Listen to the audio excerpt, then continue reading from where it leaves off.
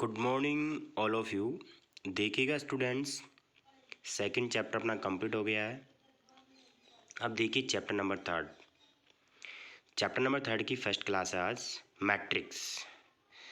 सबसे पहले मैट्रिक्स क्या होता है उसके बारे में बात करते हैं।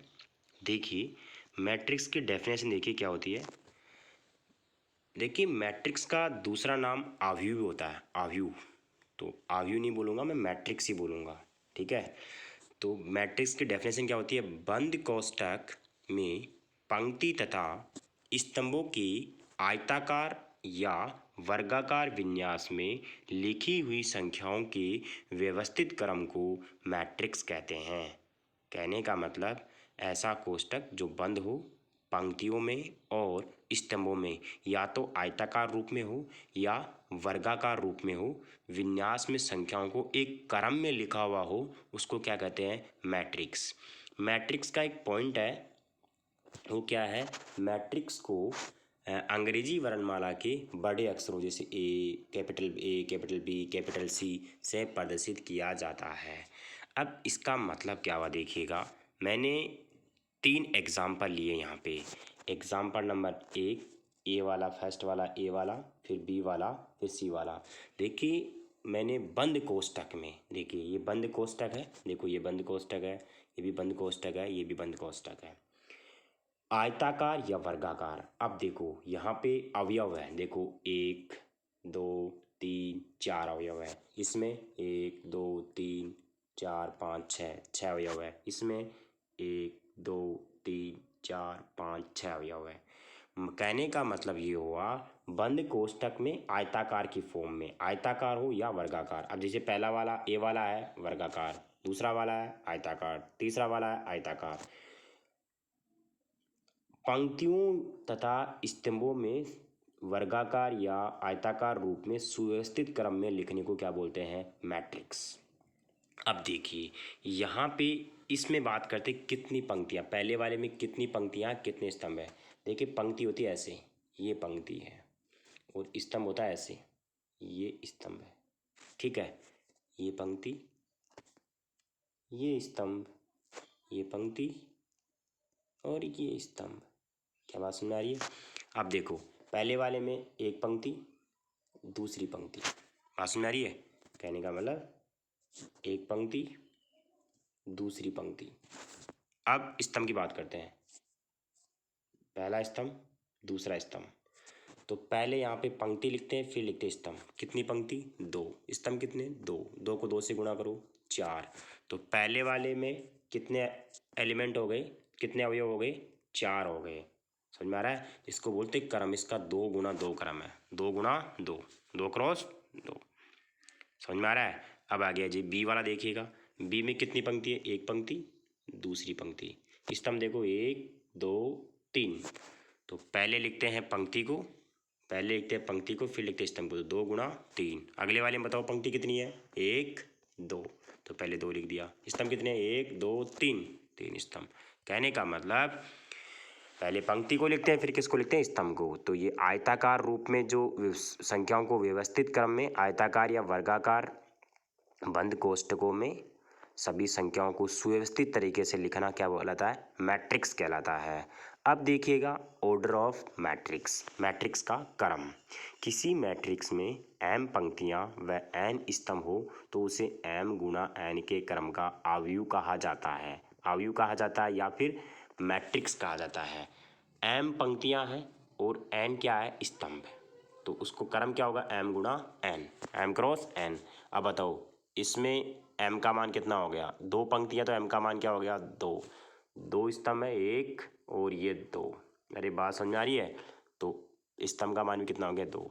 स्तंभ, पंक्ति का मान 2 और स्तंभ का मान भी 2। तो इसका ऑर्डर क्या हो गया? 2 गुणा 2।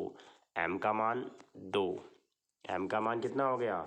m का मान हो गया, m का मान तो हो गया 2 और n का मान भी कितना हो गया? 2 हो गया। समझ में आ रहा है? अब ऐसे ही दूसरा एग्जाम्पल बताओ, पंक्ति कितनी है? 1 2 3।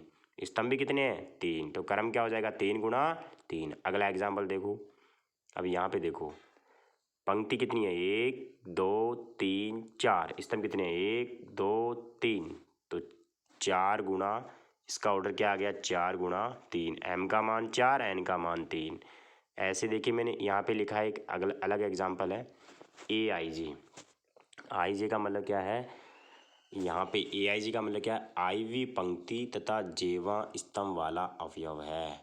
IV पंक्ति और जेवा स्तंभ वाला अवयव है। कैसे, जैसे मान लो I का मान, अब देखो यहाँ पे मैंने लिखा है, यहाँ पे क्या लिखा है मैंने, देखो A11, इसका मतलब पहली पंक्ति पहला स्तंभ। A12 का मतलब पहली पंक्ति दूसरा स्तंभ। A21 का मतलब दूसरी पंक्ति पहला स्तंभ। A22 का मतलब दूसरी पंक्ति दूसरा स्तंभ।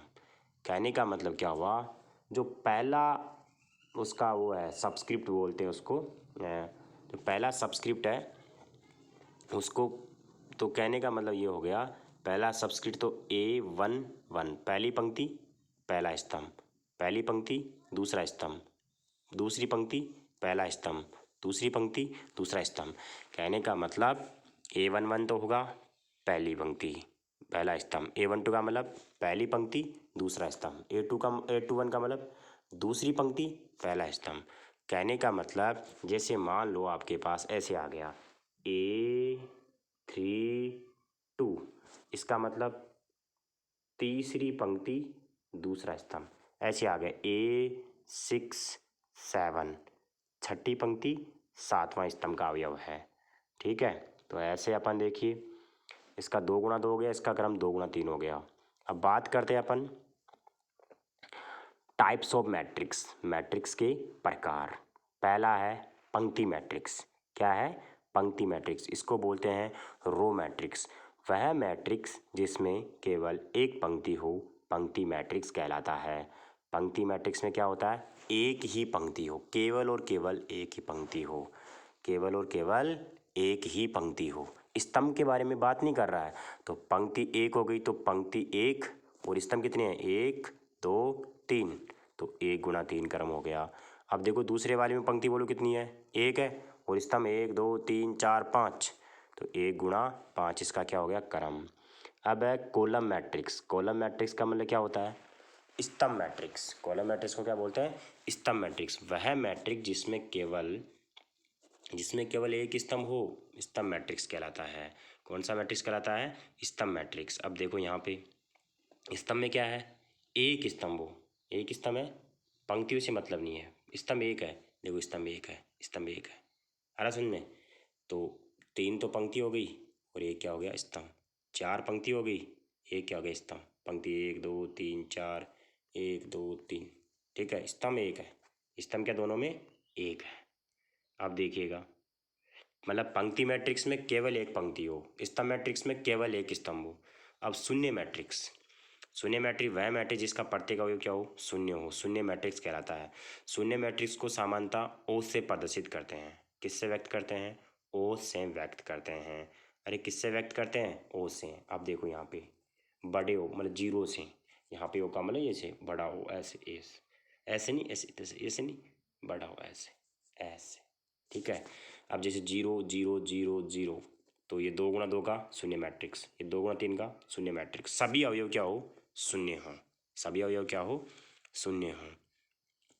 अब देखिएगा आगे बात करते हैं स्क्वायर मैट्रिक्स। कौन सा matrix, square matrix. Square matrix का मतलब क्या होता है, वर्ग मैट्रिक्स।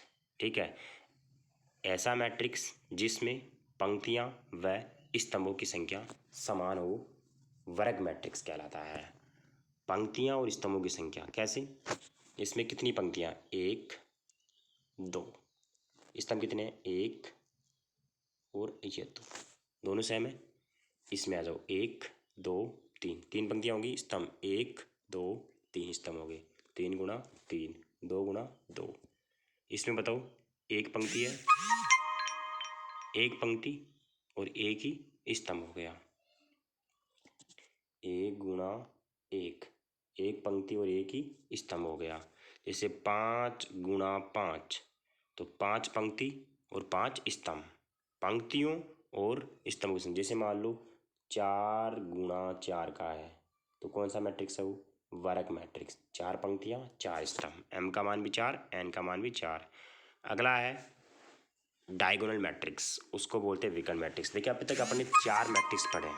कितने मैट्रिक्स पढ़े हैं? 4। पहला कौन सा पढ़ा है? पहला कौन सा पढ़ा है? पंक्ति, जिसमें केवल एक पंक्ति हो। दूसरा स्तंभ, जिसमें केवल एक स्तंभ हो। तीसरा शून्य मैट्रिक्स, जिसमें सारे शून्य हो। चौथा वर्ग मैट्रिक्स, वर्ग मैट्रिक्स में मतलब स्तंभों तथा पंक्तियों की संख्या समान हो। अब देखिएगा पांचवा है डायगोनल मैट्रिक्स, उसको बोलते हैं विकर्ण मैट्रिक्स। कौन सा बोलते हैं? विकर्ण मैट्रिक्स। ठीक है, विकर्ण मैट्रिक्स में क्या होता है? वह मैट्रिक्स जिसमें मुख्य विकर्ण के अवयवों के अतिरिक्त शेष सभी अवयव शून्य हो, विकर्ण मैट्रिक्स कहलाता है। अर्थात ए आई जे बराबर 0, जहाँ पे I not equal to J. I not equal to J का मतलब जानते क्या हुआ? मतलब जैसे A1 आई की वैल्यू 1, जे की वैल्यू 1, तो वहाँ पे 0 वैल्यू नहीं होगी। जैसे A12 इक्वल टू 0, यहाँ पे आई की वैल्यू 1, जे की वैल्यू 2। कहने का मतलब अलग अलग में तो चल जाएगा। जैसे A33 वहाँ पे वैल्यू 0 नहीं होगी।